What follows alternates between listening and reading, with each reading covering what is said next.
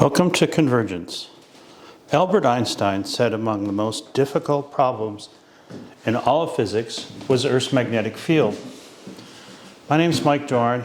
I'm a California attorney, and I argue among the most difficult problems in all of biology is Earth's magnetic field.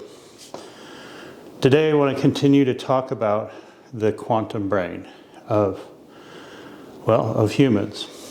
And my dad was a beekeeper, and he let me build a hive and try to make some honey when I was younger. And I got stung a bunch of times. It wasn't very fun, and I ended up just giving the hive back to him.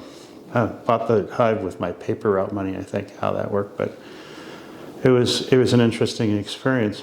I was always amazed that the bees would calm down with the use of a technique, and that is you get it looked like it's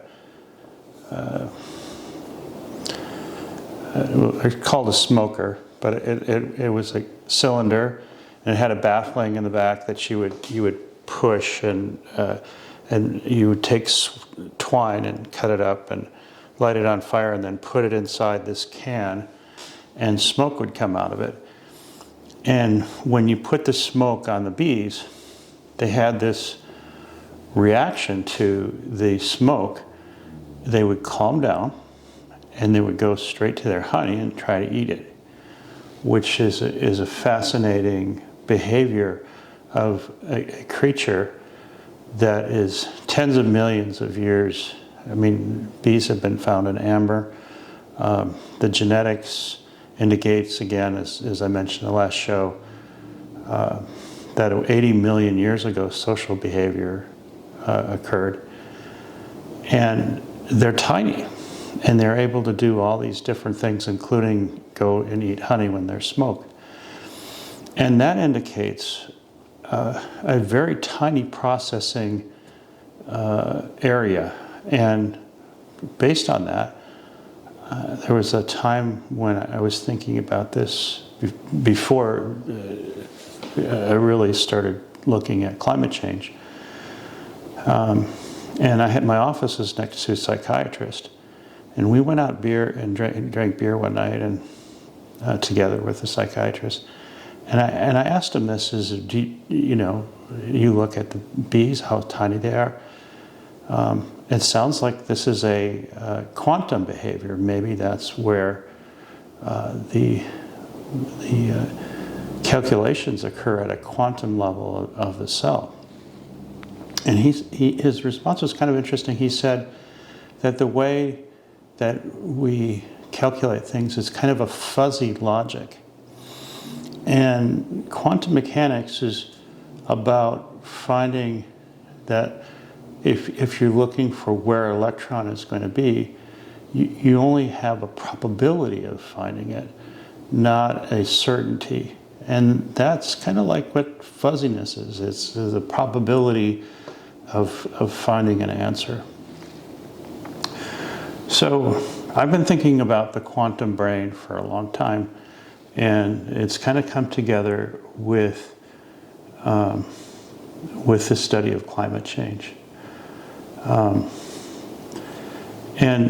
when you look at creatures like, if you watch Jurassic Park and seen the raptors and how intelligent they are, and yet they came tens of millions of years before we did. If you were to take an evolutionary standpoint that this is about nerves and brain size, and that's where intelligence comes from, it would be, you have to ask the question, well, how do raptors exist with being able to do the social things that we think that they did, and to have evolved just based on their skeleton ability to communicate, and that's going to be another discussion, probably the next one on birds. But the greater question is, or the greater conclusion that you draw from things like bees and birds, is that this had to, the complexity of them to be able to have a quantum ability or potentially have a quantum ability stems from something that's got to predate everything, and it's got to be very old. And this, again, it brings me to a living Earth and the quantum brain of the living Earth.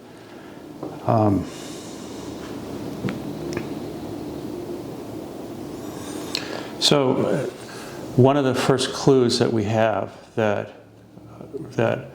our brains really have developed most of their complexity from the sky and from a living Earth. You know, it's kind of like when you talk about even some of these old ideas like Daisyland that Lovelock produced with his Gaia theory, is he said that the Earth is like a giant daisy that changes color depending upon whether it's too hot or too cold. But then that begs a question of who is on the, or what is on the thermostat? Maybe there is a thermostat that changes color, but who controls that?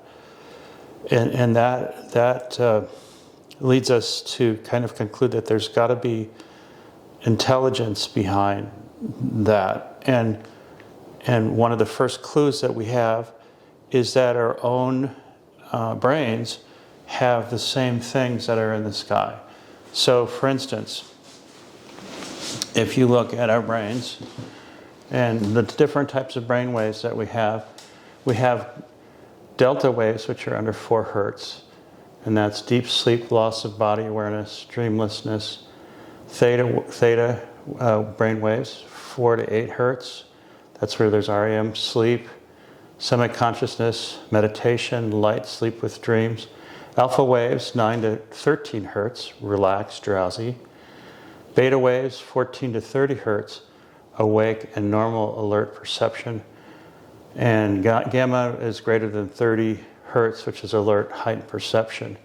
So if you look into the atmosphere, what you see is when lightning strikes, it's like ring a bell. And it causes these resonances or standing waves in the magnetosphere. And Schumann resonance, the first note is 7.383 hertz. That's a standing wave with the circumference of the Earth. And it's a standing wave it's a wave between the ionosphere and the Earth, kind of like how we can hear AM radio. It bounces off the ionosphere.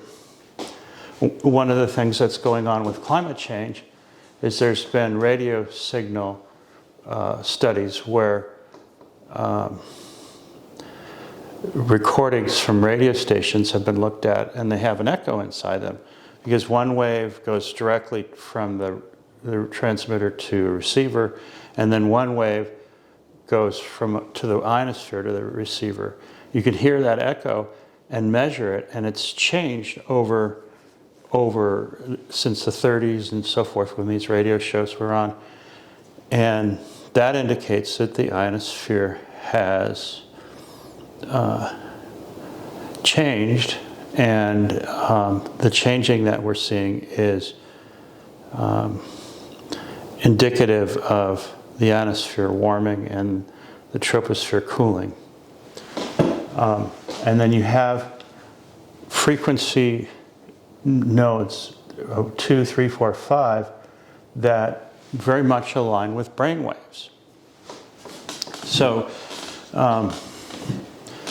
how does this have to do with quantum mechanics? Well, as I talked about before, when you look at the nucleotides, the science tells us, based on geology, that there was a period 3.7 billion years ago of about 300 million years where they think that the nucleotides were around before cells. So again, if you have a way of, if you look at how we look at nucleotides now, that's very common thinking about them. is when we do electrophoresis and try to see what your DNA is. You put an anode and a cathode, and then you have an amplified material of DNA, or RNA in this case, because that's what we think the first life was. You put it in a sample, and then you put it in this field, and you get banding, and the scientist will take a color agent and bring out the banding, and based on the banding, you say, well, that's what your DNA is, and everybody's is unique. But what isn't being talked about here is this is what's called a DC current, and it causes the nucleotides to move in a gel based on the nucleotide size, shape, mass, charge, size, shape, mass, charge, and you can have mirror images of DNA, and like right-handed and left-handed DNA. That's one of the things about randomness. It doesn't make any sense if it's one-handed or both-handed. If it's both-handed, one can be poisonous and one can be not. That's what you'd expect random production of. But handedness isn't random. It's one or the other. One's a poison, one is exactly what a life form needs. And that makes sense if what you're talking about is how it moves in a gel, and likewise, how in a supercooled cloud droplet it will affect the phase change rate. And how, and when you talk about maybe one that's affecting the phase change rate, it's not a big deal. But when you have replication of many, many, many countless nucleotides in a cloud, then that starts to affect in a way that's both a model and a feedback of how lightning will occur. And so you start to get complexity that comes off this. And so we see that this is evidence here that we see different types of solutions for a complex way that convection will occur, lightning will occur, and then hence what the global electric circuit looks like. If the global electric circuit is too powerful and the magnetic field is too strong, you're going to get it too big of a gas ball and you're going to have a dead planet. If you have too weak of a magnetic field, not enough lightning, you're also going to get Mars, a dead planet. So it's calculated, it's modulated, it's dampened for the perfect amount. But where this consciousness comes from, and the quantum mechanics part of it, this is DC current. The AC current is if you start talking about a waveform through the nucleotides. And so here you have your double helix, and you have your nucleotides, your base pairs that are your base, and then you have your four chemicals that are on the base. There's a lot of hydrogen ions inside the four chemicals that make up RNA. And if you have an alternating current going through a molecule that's already held in a DC field, what's going to happen is it's going to change potentially where the electrons are, and then where the hydrogens are, and then potentially then where what the nucleotide looks like, and how it migrates, how it changes the freeze rates, and it'll do that actually in the atmosphere. It'll do that actively, like a kind of almost like being conscious. And so you will have mutations basically depending upon what's going on with the frequencies. And that's how this complexity arose. It arose where the nucleotides could be active. So then you talk about evolution after that, where things like oxygen starts to show up and changes the ionosphere. You have a more luminous sun over time, and it gets to a point where the nucleotides can't directly be a model and a feedback in the sky. And so cells had to not only form a symbiotic relationship, so early life was you had the nucleotides calculating cells, but then you certainly have the evidence, of course, is sexual reproduction, virus host, spore cell,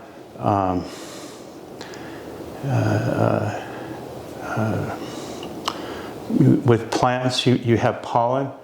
Pollen is much more of the male aspect. So later, you get this symbiotic relationship by something that is closely resembling what could have changed the cloud microphysics. But it's part of the whole cell, and it's more interrelated and more cellular. And then the cells had to make potential differences that were very much like what's in the atmosphere by pumping. So if you have a membrane, you have to pump all the calcium ions out, you have to pump all the potassium ions, the potassium ions have to go, the chlorine has to go. So you end up making these potential differences, and it's within those potential differences that you create a DC field, just like in the sky. But in addition, what had to evolve was not just a DC field, but also a frequency, brain waves, for instance. And so what life today comes from is from what went on in the sky, that complexity. There's no way you would get this, the things that are going on now with life, without first having the very complex things going on that were calculated first in the context of a living Earth. And then, so that doesn't mean that the nucleotides went away. What they did was how they dampened the Earth's magnetic field so it's not too strong or too weak, was not in the sky anymore, but was in life forms. And again, carbon dioxide is remained part of this, and probably more effective as the signal and the noise issues that go on in terms of decarbonation from a surface low and then getting into clouds. Life had to become much more complicated to solve this problem because Earth's magnetic field had to react to a different reality. It had to react to a sun that was more luminous. It's a star that's become 25% more luminous over time. So it's had to, with intelligence and with quantum intelligence, solve this problem of an Earth magnetic field. And that then indicates, and now there's more science that indicates that there's entanglement in our brains. There's new resonances studies that show entanglement. There's basically indirect evidence of a quantum brain going on. And again, this is about convergence. These are about technologies that are rising independently, and then they come together and they show us. And it then tells us and speaks to the climate change debate that not only is carbon dioxide not interesting as a greenhouse gas, it is interesting inside clouds, but it's also a dampened system where honeybees and flowering plants have this connection between nerves and plants, which have a different type of role in terms of removing chemicals from the earth and going down flow to the oceans and being part of decarbonation events. Birds and plants, migratory fish. There's just a number of ways in which the DNA is still a part of a dampening system, is still a quantum mind, a quantum brain. But this kind of thing explains, for instance, why we have to sleep. Because if you think about it, the initial role of the nucleotides was in the clouds, where you had kind of a consciousness, and then it would fall back down, and then eventually the cells evolved, and the cells eventually evolved an ability to create not only a DC field, but an AC field, or AC current, in order for this to occur.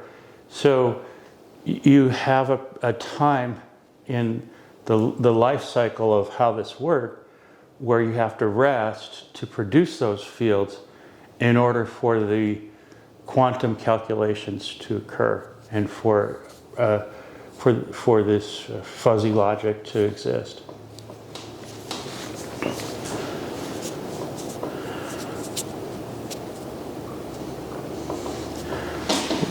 So the next episode, I'm going to talk about birds. And if you like, hit the like button, or if you want to subscribe, please subscribe. Thank you and have a good day.